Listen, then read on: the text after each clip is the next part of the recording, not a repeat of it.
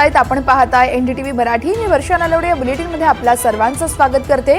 बातम्यांचा सविस्तर आढावा घेणारच आहोत, मात्र त्यापूर्वी पाहूयात हेडलाईन्स.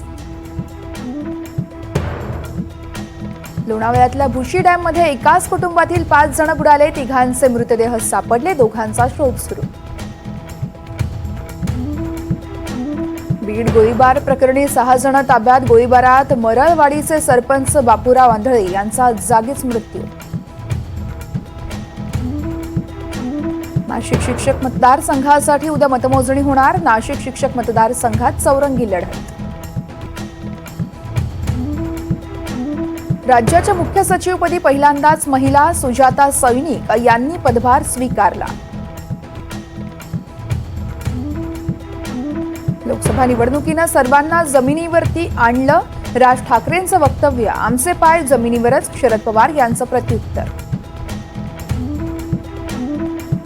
फोटोग्राफीमध्ये आवड असणारी व्यक्ती मुख्यमंत्री झाली की खूप प्रॉब्लेम होतो. देवेंद्र फडणवीस यांची उद्धव ठाकरेंवर नाव न घेता टीका.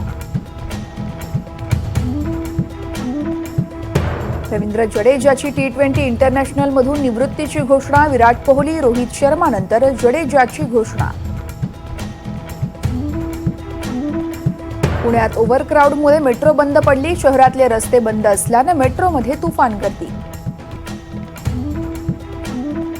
कामिणी अभयारण्यात पर्यटनाला 30 सप्टेंबरपर्यंत बंदी. पर्यटकांच्या सुरक्षेसाठी वन विभागाचा महत्त्वाचा निर्णय.